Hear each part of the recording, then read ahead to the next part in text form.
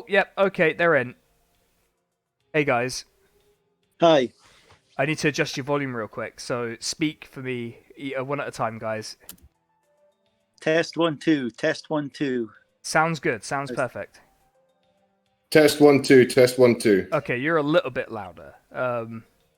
Speak again. Uh, Oh, yeah, there you test go. 1. Test 1 2. Test 1 2.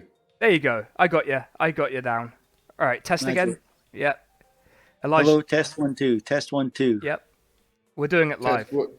Test 1 2. Test 1 2. Great. Okay, guys. Why don't you introduce yourselves to the chat? Who are probably very confused by who are asking who's in the Discord while I'm playing this game. So yeah, you guys introduce yourselves while I continue playing in the background a little bit. Hi, I'm Flash. I'm one of the founders of the Black Cat Worker Collective. We operate Krakatoa, a tiki dive bar and grassroots music venue, not for profit, as an anarcho co-op. Hi, I'm Elijah at Klezmer Rouge. I've been on a couple of streams here before, so you might recognize me. I'm also one of the members of the Black Cat Workers Collective. We just thought it would be good to, given the sort of the current atmosphere, a lot of people have kind of left Labour, and I feel like there's a lot of potential political energy out there that might not have somewhere to go. So we thought people might be interested in knowing the details of one potential avenue for that, which is running a workers collective and being able to provide something good and tangible for your local community.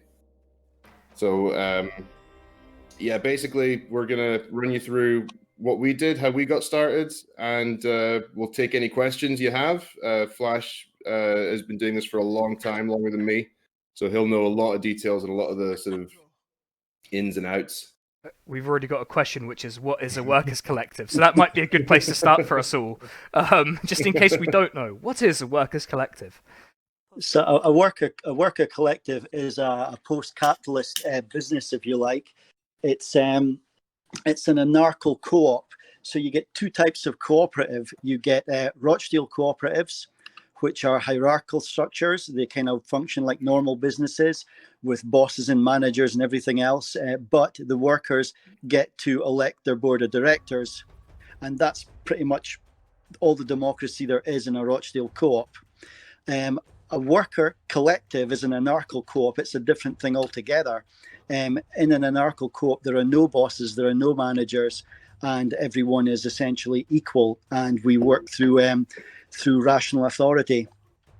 So we really are post-capitalist, anti-capitalist way of running a business, if you like. Okay. So, how do you go about setting one up then? Let's start from there. So, what do you need? What's your checklist for getting started? Okay, well, you need a minimum of 3 people, really. Otherwise, if there's just 1 or 2, then it's a sole trader or a partnership. You need a minimum of 3. And it's best that the 3 founding members understand how the whole thing works. And then you start bringing in new members. Usually 1 at a time is best because they're not going to know how it works. And you need some funding, and that's the hard bit. So for funding, you want to register yourself as a non-profit entity. So we are registered as a company limited by guarantee, which is a type of limited company that doesn't have any shares. It's usually used by charitable and non-profit entities. And then around that, we've applied a thing called a kick wrapper, which creates an asset lock, which stops carpetbaggers from trying to take over the co-op and turn it into a private company, a private sector company. So once you've got set up like that, you're then eligible for third sector funding. And you can look at all sorts of different places to get money to help you get started. There's some other options as well. For example, you can look at community asset transfer programs, which most councils run, where the council has property it doesn't want anymore, and they'll transfer it to a community group. And an anarcho co-op set up like that counts as a community group. And you can essentially get a building for next to nothing. Hard to believe, but true. That is very hard to believe. So, you mentioned it is hard. I'm not gonna like. It's just. Well, we're subverting some of the things that the likes of the Tory government have put in place for other purposes. So when I say you can get a building for free, remember when they went and they offered all the council houses for sale, but generally it wasn't council tenants that bought them so much as, rich people would get the council tenants to buy the house for them for cheap. Community asset transfer is kind of a bit of legislation along those lines, which allows their cronies, etc., to gobble up community assets and public assets. But we can use it too. So, why not? Let's. We have got a good question, which is any of this Scotland specific, or would the same legal configuration apply in England?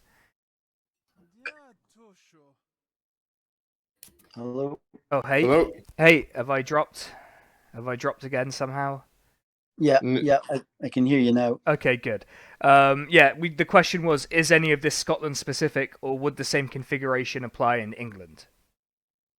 We're in Scotland, and community asset transfer exists here since 2015, but there's also similar legislation in England. Now, it's not easy to use this legislation.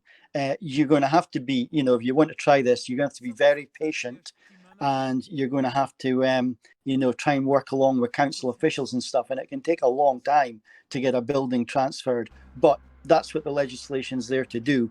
And the power actually rests with the community group. The council kind of has to go along with it. Man, sorry, go ahead, Elijah.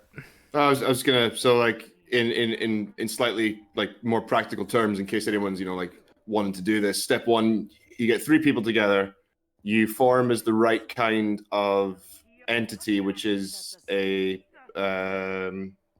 what was the term? It's a company limited by guarantee, what we call a CLG. And then I would suggest putting a kick wrapper around that. That's a CIC, a community interest company wrapper, which will stop carpet bagging because it puts an asset lock on the company. Right. And this is all stuff you can do without necessarily having a lot of capital. This is just registering the right type of entity with the... Yes, now you can. You see, there didn't used to be articles of association for anarcho co-ops. You could get them for Rochdale co-ops from the International Cooperative Alliance website for free to download and use, but there were none in existence for anarcho co-ops. We've created them. It cost us a lot of money, a lot of time, and a lot of effort, but we've now created a set of these which anyone can download for free. So that's really helps you get started. And then it'll cost you probably about £200 to register it. That seems doable. It does. It seems 3 people. Yes. How can 3 20 to 30 something year old guys not have 200 quid between them? How could that happen? But yeah, if you guys want to drop the link, if you have it handy in the chat, I'm sure some people would love to take a look at it. I hope this... Yeah, this is going to have a VOD. Yeah, don't worry. This will definitely have a VOD. Like, everything is automatically saved. We only don't have a VOD if I really lose my cool and call someone, say something pretty horrible. Like something that would get me in legal trouble, for example. Then we delete the VOD. But we haven't done that yet. John seems skeptical in the chat. So we've got a question from Zag, which was, what is rational authority? Okay, I'm just looking for this link for you, so give me a second. No worries. And hopefully I've got it here. Yeah, so here we go.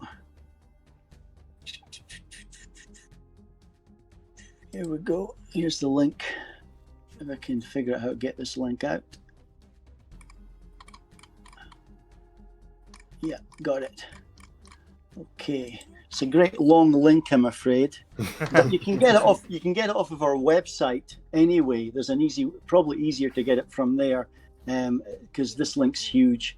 So I'll drop the link to the Black Cat website, and pick it up from there. I'll tell you where to get it on the screen. Okay.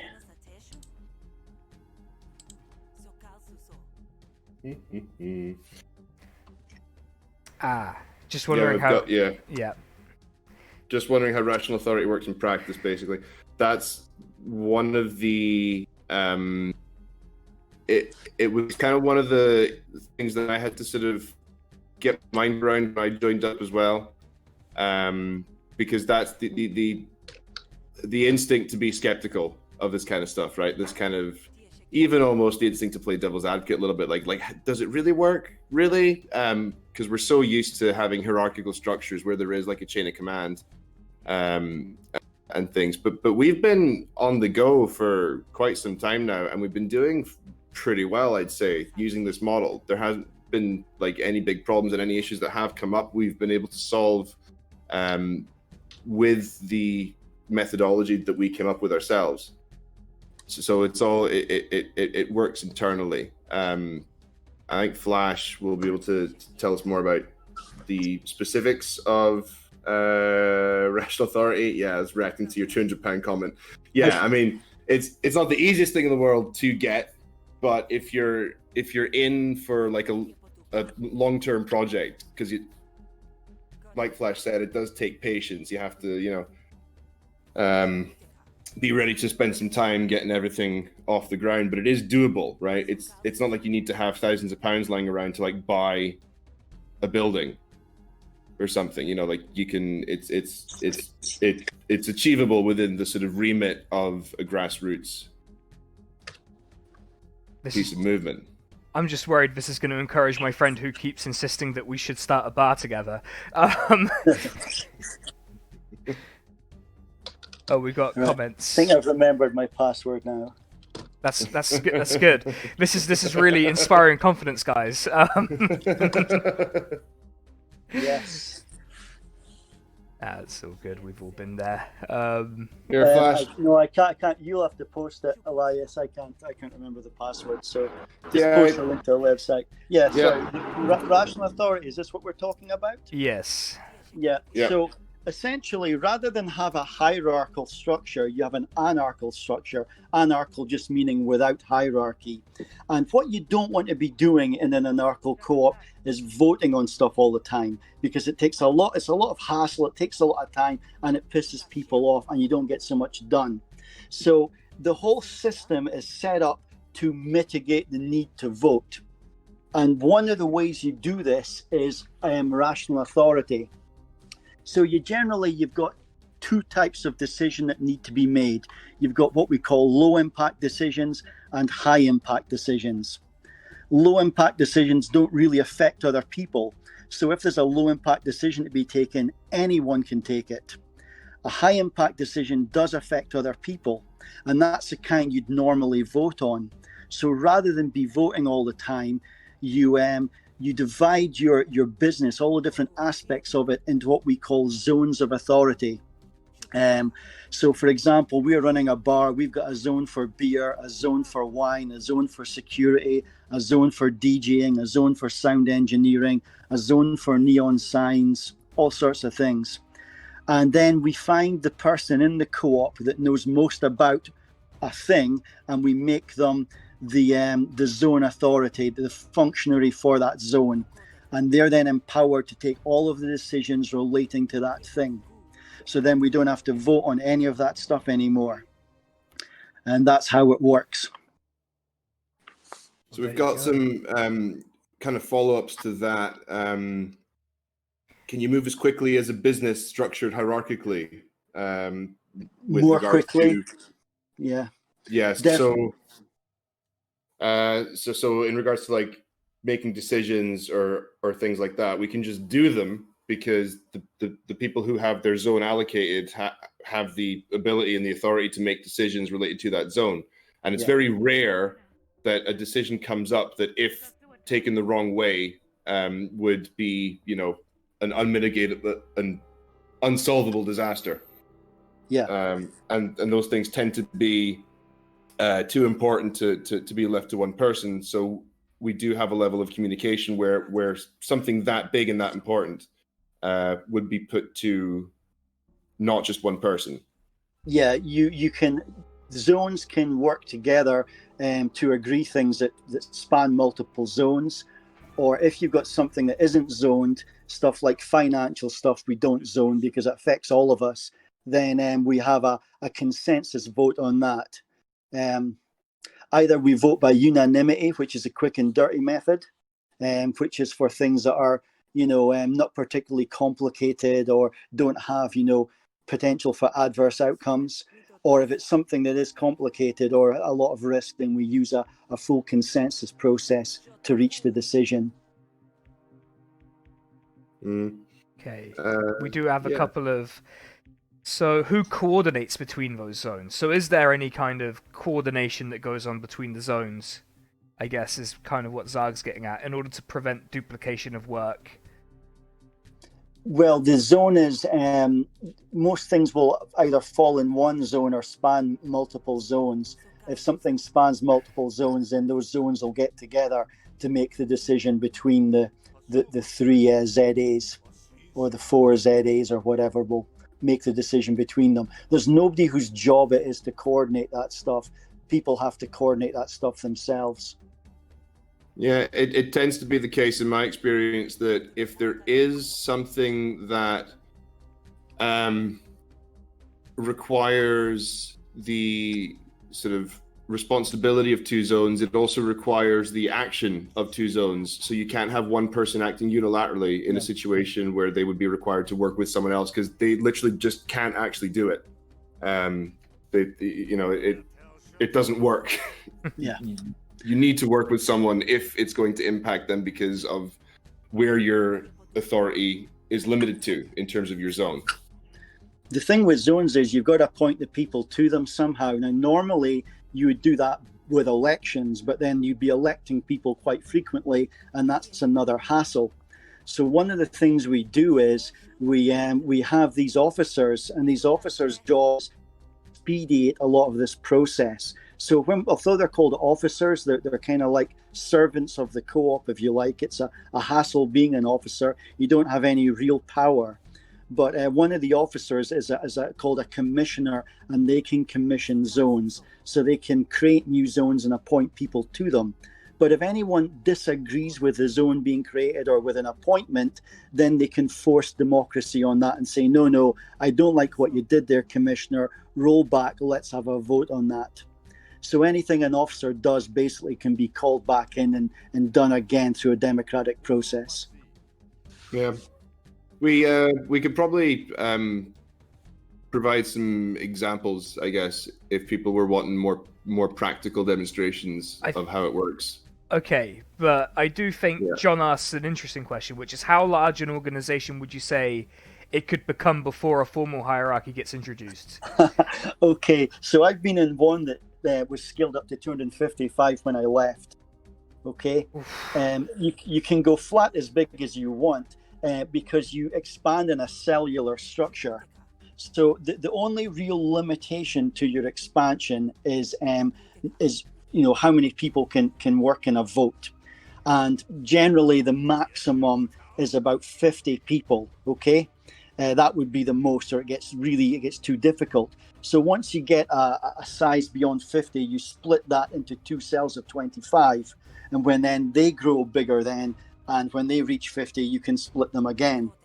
So you have this cellular structure, and when you've got multiple cells and you're making a decision, each cell will appoint a delegate, and those delegates get sent into a council to make the vote span across the cells. But the way you organize that is you want it to be so that the people who have to make similar decisions around a similar thing a lot will all be in the same cell, so that a lot of votes can just be done in one cell. And then it's only things that maybe span the whole business that would have to involve multiple cells in a vote. Again, to keep the hassle factor down. Now, if you imagine you can have 50 people in a cell is about the workable maximum, because not everybody gets involved in every vote, okay? So say 50 is the workable maximum, and then you have, let's say, 50 cells of 50 people. That gives you 50 delegates in a council, okay? And then if you want to expand beyond that, you create another council, and that can handle another 50 cells, and then those two councils then go together and they vote in a different, like, a layer of council. So going this way, you could have the whole world's population with just 6 iterations of the process, right? Now that sounds mental, but if you think of something, because consensus is a process that is very fair and very democratic, much more so than majority. It's actually, and it can scale up to do this work. I mean, a massive vote, involving lots of people might take a few weeks or a few months. But if you look at how long Brexit took, rolled on for years, I mean, we could have done this process 10 times over in that space of time and achieved an outcome that everybody was, more or less happy with. It wouldn't have been either of the outcomes on offer, but, it would have been an outcome of some sort. Oh, So, could yeah, you that imagine? can be done in theory. In theory, it can be done. I've never seen it done on that sort of scale, but I've seen it done on, the scale of 5 cells and stuff. So, it's just, it's easy enough to grow. But you don't ever have to introduce hierarchy. You want to avoid hierarchy.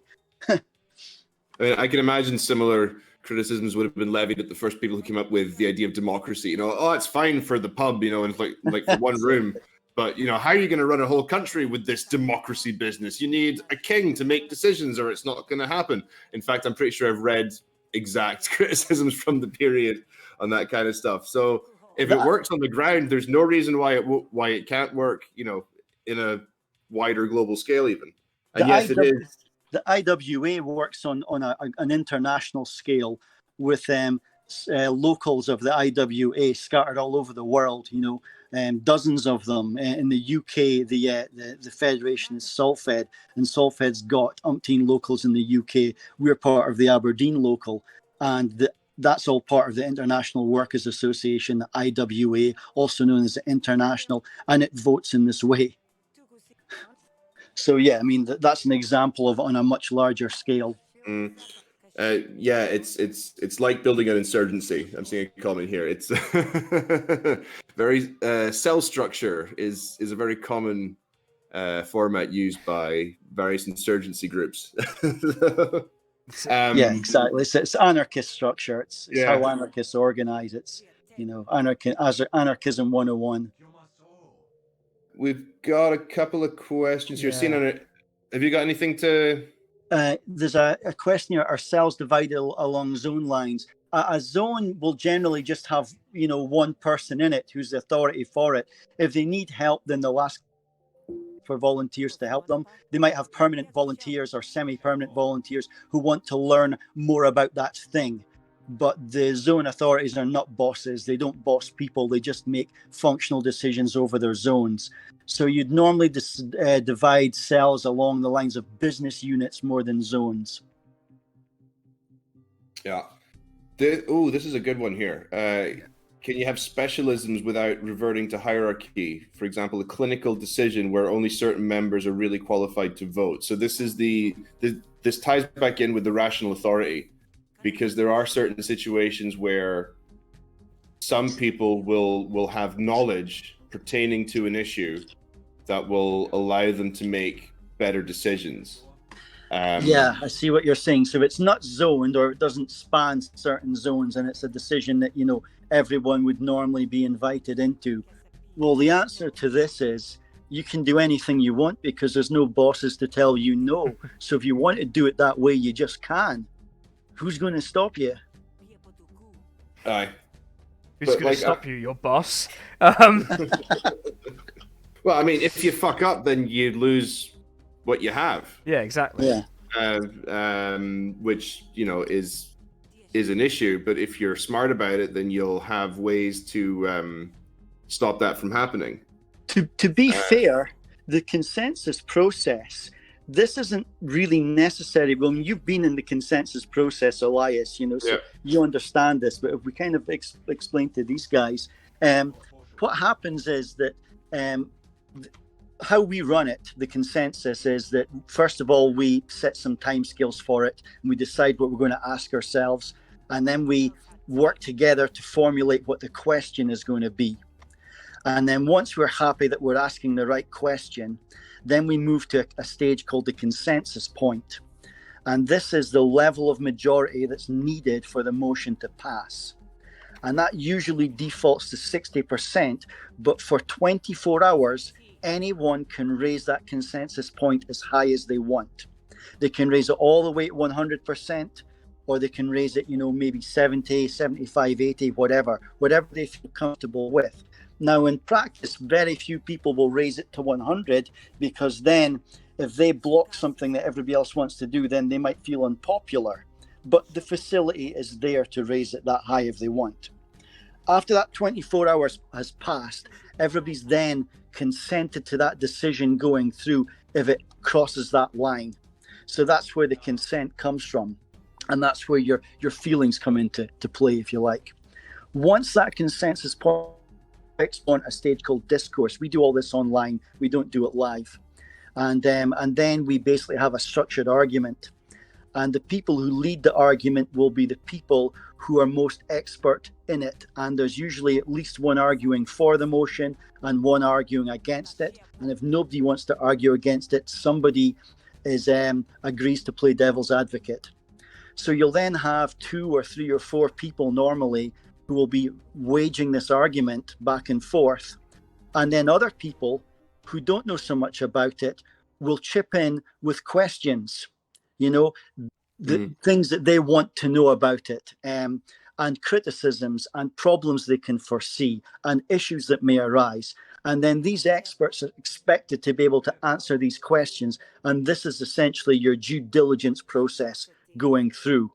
And then once that's run its course, you then go to voting. And that's quite complicated, so we won't describe that. But that's how it works. So it kind of does this anyway. It's kind of built into it. Yeah.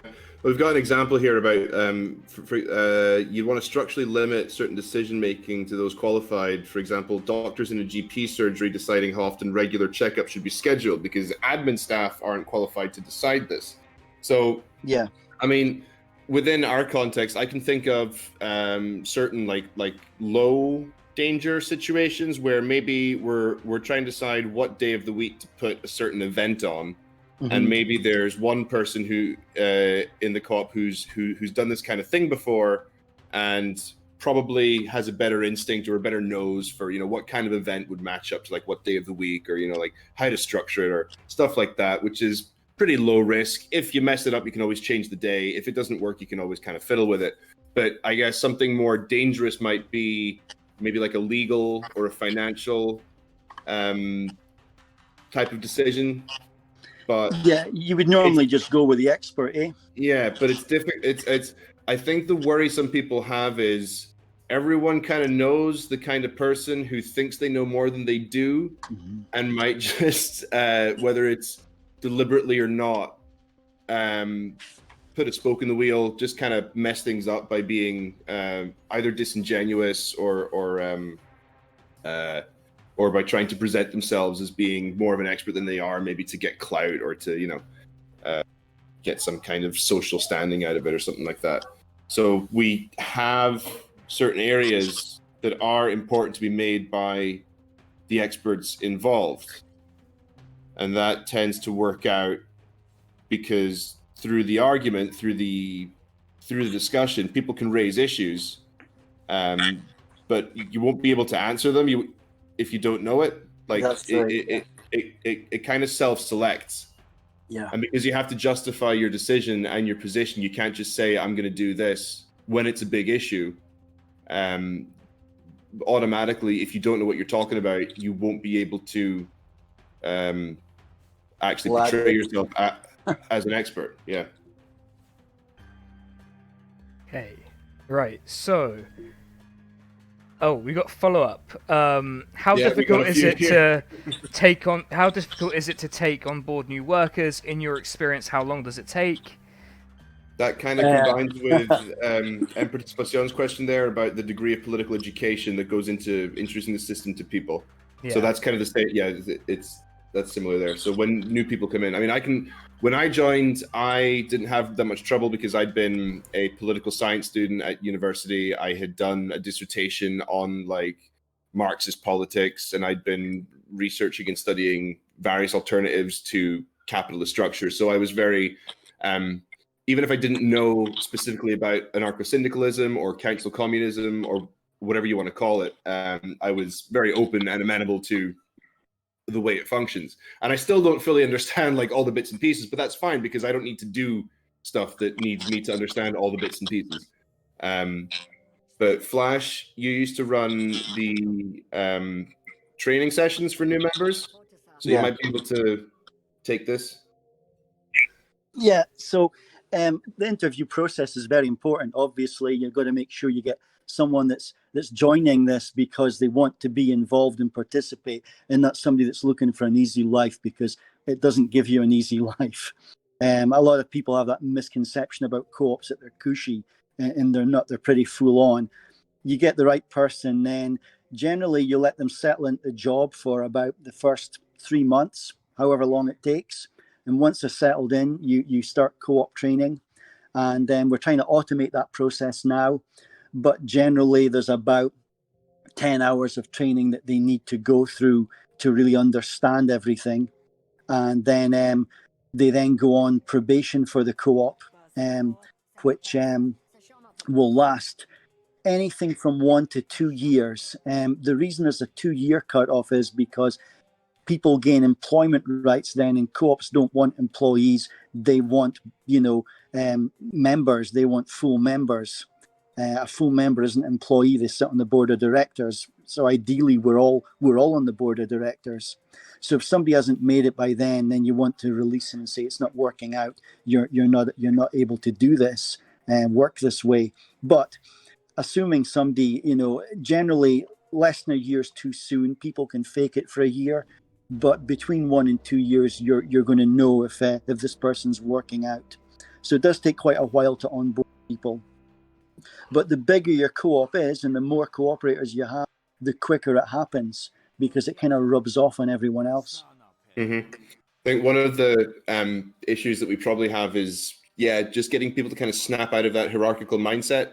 For the first wee while, they'll just instinctively revert to, well, who's in charge? Who's the boss? Who do I ask? Who do I get permission from? And it takes a little bit of time and sort of nudging and just kind of mutual collective support to just sort of get them out of thinking that way. I'm thinking of the, for example, the New Year's Eve pay vote thing, which was, so we ended up having a vote to increase the amount of pay for people who were working on the bar floor over New Year's Eve, which we could entirely afford. But the person who brought it up was very hesitant at first to actually just exert their authority as a member of the co-op and say, this is what we're going to do. Let's have a vote on this. Yeah, let's do it. And there's this hesitancy because if you were like, if you were in a normal workplace and you were told you have the power to put things to vote, you would have this kind of like, really? Should I really do this? Is it going to make me look bad? Is it going to backfire? Like what's going on? But once something clicks and people understand that they actually do have authority and they have power because this is their entity, they're members. Right? It's not something that you work, that you have a wage, sort of a wage or salary relationship with. This is something that you are fully part of, and that by that same token gives you a full level of authority. So the alienation just kind of floats away once they realize what they can actually do. That was a funny vote, because I remember they started the vote and they said, I think we should be paid time and a half. And people were saying, well, why time and a half? Why do you think time and a half? And they said, because that's what other places pay. And people were saying, well, why don't we just pay double time? We don't have to pay what other places pay. We can pay whatever we want. So can we afford double time? Yes. Okay. Can we afford more than that? Well, not really. Okay. It'll be double time then. Yeah. It was funny. And we did, because we can, and we could. There was a good example there as well about the sort of zones, right? Because the person who was proposing the vote didn't necessarily have the financial knowledge about like what are, what could we actually afford was. So they had to ask a question to the person who was who did have the finance zone. Can we do this? Can we afford this? And then that person comes back with, yes, we can. Here's the numbers. We can pay up to XYZ without being in danger of missing our well-being, basically. I'm just trying to think of some interesting examples, but honestly, it's been pretty smooth. Actually, like I'm trying to think of an interesting way we've had a problem or an issue that strained the methodology, but I can't really think of one. I think that the biggest mistake a lot of new co-ops make is they try and onboard lots of people at once, and then when they run these processes, the processes fail because people don't understand how they work. Yeah, there's definitely, I mean, one worry that I think a lot of people have is that if you're trying to be accessible and equal and non-hierarchical, that you open yourself up to bad faith actors, right? And you can become vulnerable to people who just don't actually have the best intentions, or who are maybe toxic on like an individual level, or who could play some kind of wrecking role. But we absolutely have methods to safeguard the co-op from bad faith subversive interest. Like everybody's watching them, because a bad faith actor is used to a hierarchy, and the first thing they do is they try and they try and get on the right side of the person they perceive to be the boss. And that's a bad sign right away, and everybody's watching them, and they might try and bully some other people, and they don't realize everybody's talking about this, everybody's communicating it, this is what they're doing. Oh my God. So they don't last very long. Yeah. I think that's the questions have dried up a little bit. My experience in the workplace has been of having that level of autonomy in terms of individual initiative and responsibility, but absolutely none of the control. So this whole idea is very attractive. Oh, here we go. How do you prevent slowdown in company-wide decision-making as the company scales, where you have many cells and questions being escalated to a wide audience? So the cell structure means that the individual cells make a lot of their own decisions without having to put things to a wider issue. And I think what we end up finding is that most of the things in a hierarchical structure that end up being like company-wide decisions don't need to be company-wide decisions, right? We have this lockdown joke about, how many meetings that could have just been emails, or,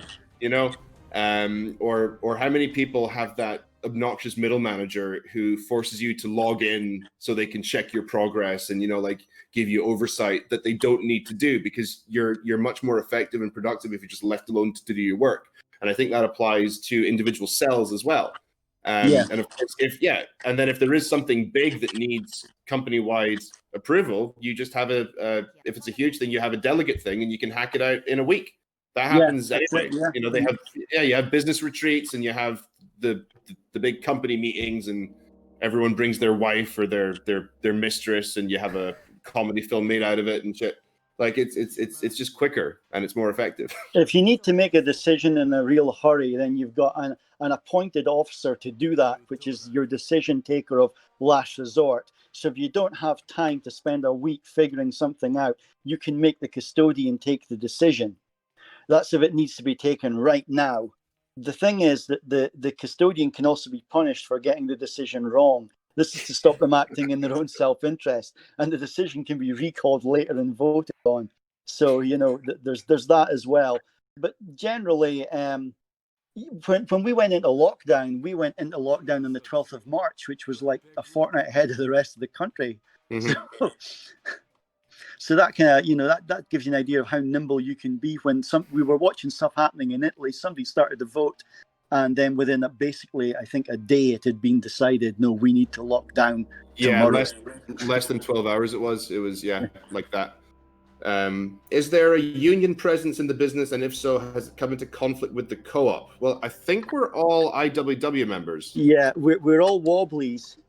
We decided that everybody would have to be in a union, preferably IWW or IWA, but IWW is more like a regular sort of industrial union. So we decided that everybody would be in IWW. And then if there was any conflict that we couldn't resolve internally, because there's methods for doing that, then we could approach IWW, and then they would assign one branch to look after one side, one branch to look after the other, and they'd arbitrate it. And then if we ever had to go to a tribunal, both sides would be represented by unions. There'd be no lawyers involved. So that's one of the safeguards. Yeah, everybody kind of has to be in a union, preferably an industrial or solidarity union. Mm-hmm. You can join any union you want. I mean, Yeah. you can dual card. I mean, there's nobody to tell you no. So you can join as many unions as you want. Join every union, everyone. You heard it here first. Just like Pokemon cards. So what I'm thinking, okay, Sinan, so your mate is like, let's start a pub. Yeah, he wants to do Always Sunny, but in real life. That's his. Okay. Yeah, that's his whole vibe.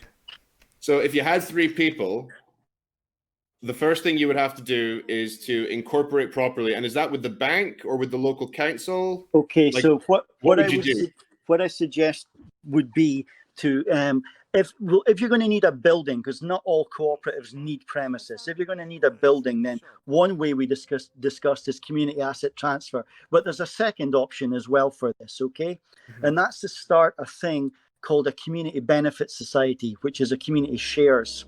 I don't know if anybody's familiar with community shares. They're a type of share, but they're not like a normal company share. In law, they're a completely different thing altogether, right? It's a way for people to invest in something like this as an investment, as in the wider public, and withdraw their money at a later date. So if you need to get your hands on some capital, then you would start a community benefit society, which would hold the asset. It wouldn't do the trade, it would only hold the asset. And then you'd have a community shares issue to raise money for it. And then people in the community could invest to give you the money you need. It's a bit like crowdfunding, but they can take their money back later. There's rules around that, and you can pay them interest on it, a very small amount. It's like 2% or something. And again, there's rules that you don't have to pay them anything back until you're making money and stuff like that. So it's quite a good thing. If you then were able to buy your pub that way, then or lease it or whatever you need to do with it, then you would start your company limited by guarantee with your community interest company wrapper. The next thing you would do is open a bank account, okay? And you would do this before you applied the non-hierarchical, the Anarcho articles of association, because the bank is going to look at those, and it'll take you months to get a bank account if you've got non-standard articles. So get the bank account first. You'll get it in a few weeks. It will be easy. As a non-profit, you'll get free banking for a year and lower bank charges thereafter than a private company does. So once you've got the bank account in place, then you implement the articles of association for an anarcho co-op. That's basically how you get yourselves up and running. So I think I can imagine everyone's biggest question is probably, where does the money come from? How do we get something like a building? How do we get something like a pub? Yeah. So it sounds like you can get it from the council. If the council has a venue or a property that is a bar somewhere. The council won't have licensed premises. No. Usually. Okay, so if you want a bar, you need to buy it or or get a license for a premises that you can have transferred to you. If the council's got an old building and you're going to save the building and get it renovated using big lottery money or whatever, right? Yeah. Then they'll community asset transfer the building to you. Okay. You'll then apply for all of the loans and all of the grants you need to do it up, and then you'll ask the council for a license, and that would turn it into a pub if they would agree to do that. You'll have to tell them that from the start. Yeah. The other way is your community shares, but there's a more interesting way, okay? Right. Oh, I'm very excited to hear about this. Let's hear the more. Have you heard of the Cleveland or Preston models? I have. Sure. No, let's walk through it for those of us who maybe don't know. Definitely me. Explain it for us. So this is community wealth building. So in Cleveland, Ohio, this is where it started. They'd suffered some industrial collapse, okay? and a co-op started a laundry. This is how the whole thing started. A little co-op started operating a laundry as a worker collective. And they said to the local authority, the city council or whatever, they said, look, why don't you give us all your laundry contracts?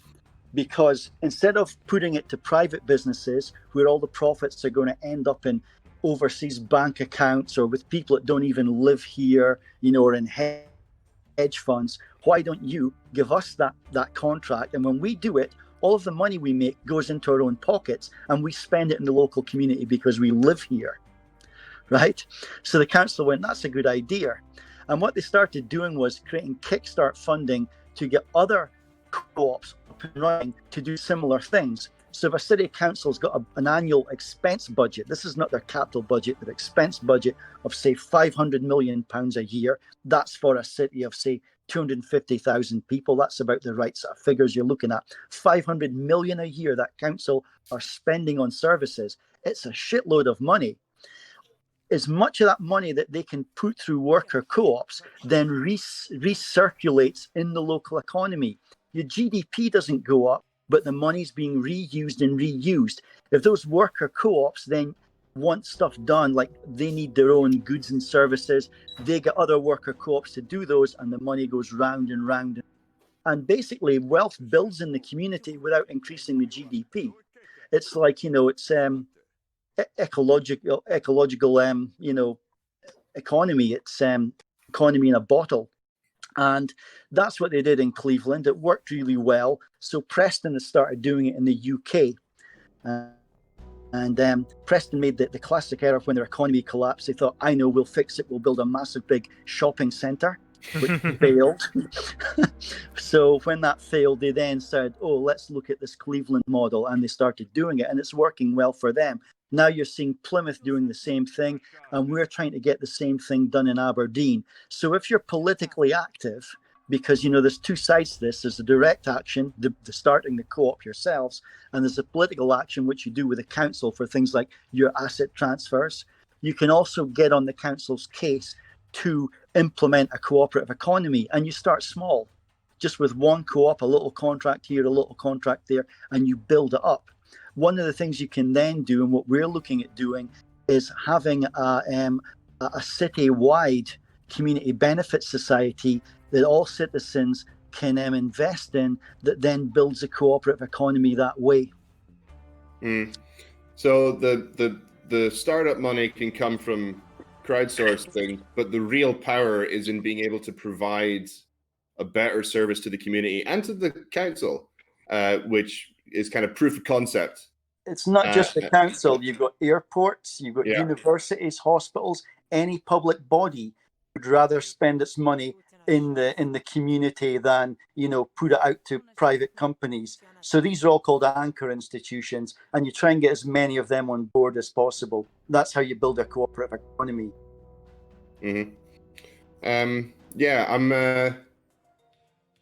I'm a little bit stuck on the initial money question, but I guess you just have to do a GoFundMe. You can crowdfund it. Yeah. You can crowdfund it. You can use your community shares. You can try and get a community asset transfer, or if your council's got a community wealth building model for a cooperative economy, you can apply for Kickstarter funding. So there's all sorts of ways. And as a third sector entity, you can apply for all sorts of grants and stuff anyway. Charities will actually give you money. A lot of people don't realize charities don't spend the funds that people donate to them directly. They spend them on non-profits, and the non-profits go and do all the work. So if you're doing something that the community wants, there will be a charity around to give you money to do that. Oh yeah. All right. Well, this actually leads into something here. So we've got some questions to catch up on. So a little bit quicker.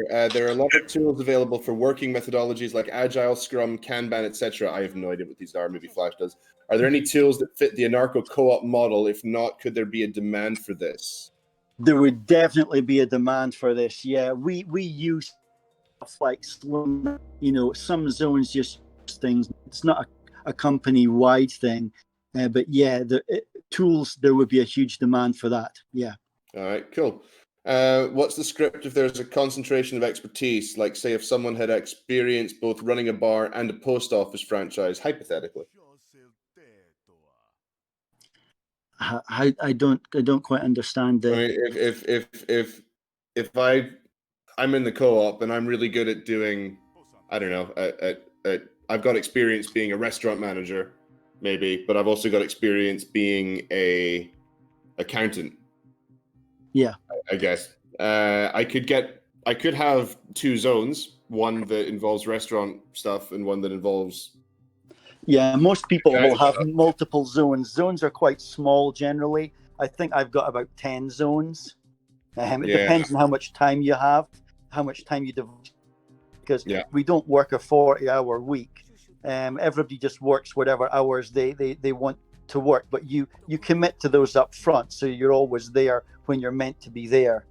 But yeah, most people will have multiple zones, and you'll do the things that either you enjoy doing or that you're skilled at, and you won't do the things you're shit at or that you dislike.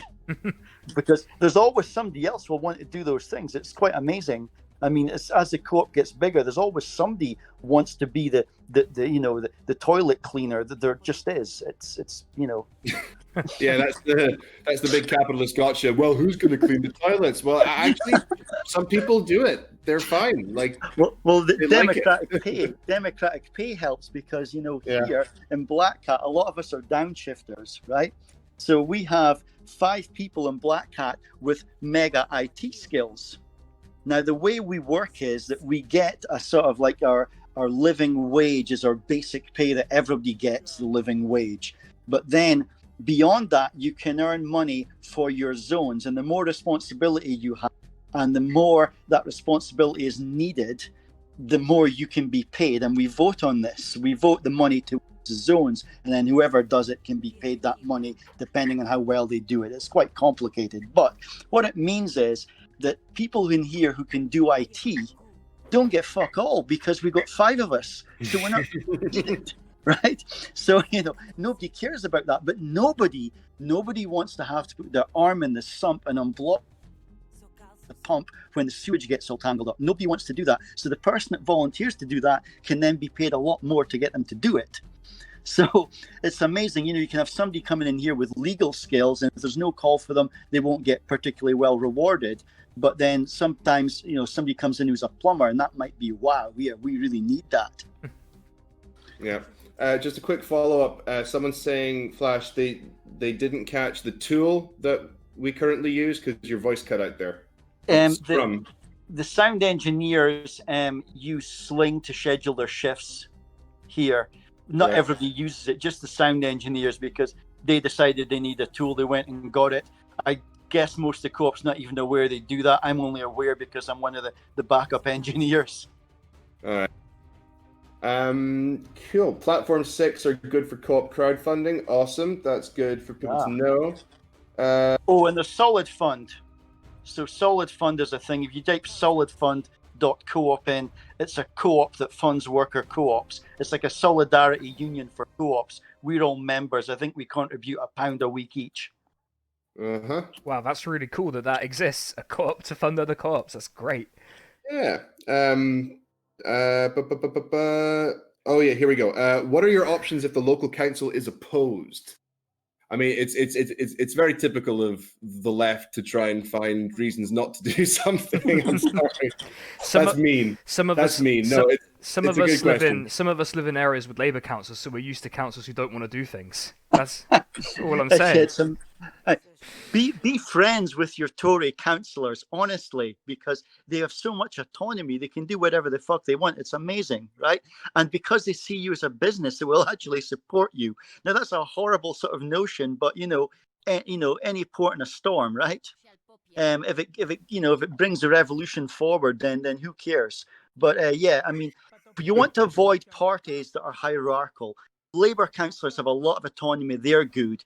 The Lib Dems, but they do have a lot of autonomy as well, and independence as well, especially. So anything like that, make friends with as many of them as you can, and you'll get the support for the legislation. If it's community asset transfer, the legislation exists, and the boot is on your foot, not theirs. So just get plenty of support from your local voluntary services organisation, things like development trusts. They'll help as well.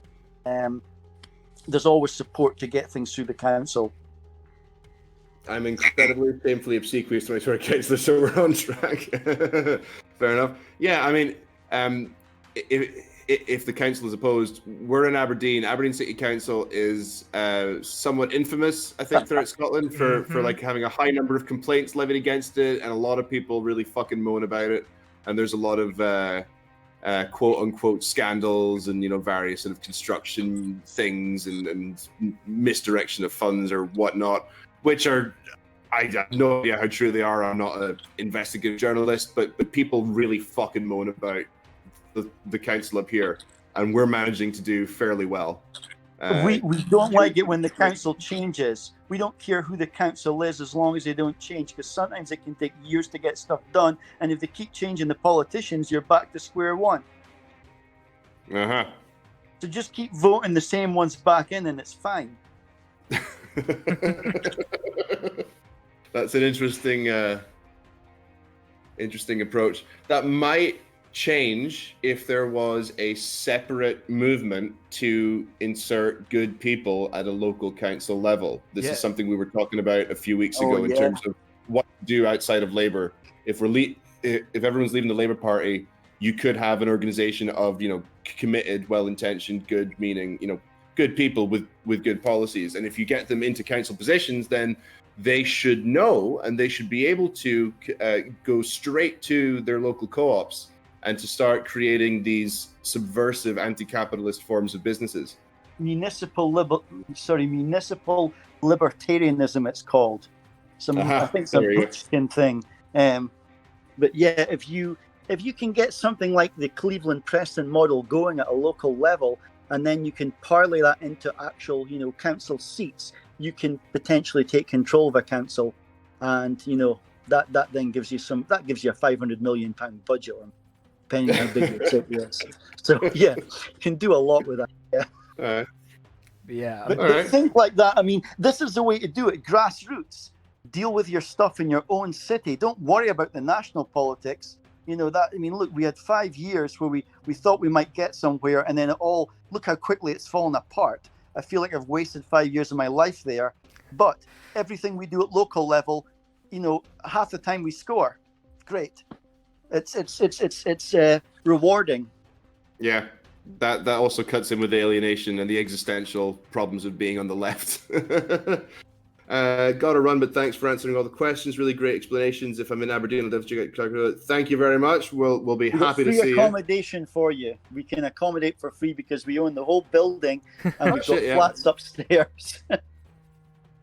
Yeah, it's pretty much the coolest bar in Scotland, I would say, quite confidently. I'm definitely coming up specifically to visit Krakatoa. I'm just putting it out there for you guys. Yeah. Well, I think that's pretty good. I think we managed to get a decent run through of the actual practicalities of it. Yeah. So when this goes up as a VOD, what we can try to do is we can try to provide some links, either in the description or just as like an extra document, and people can find links to things like the Articles of Association or the website or the handbook, or more detailed kind of descriptions of what it is we do and how you would be able to actually get it, running if this was something that you wanted to do. It is definitely doable.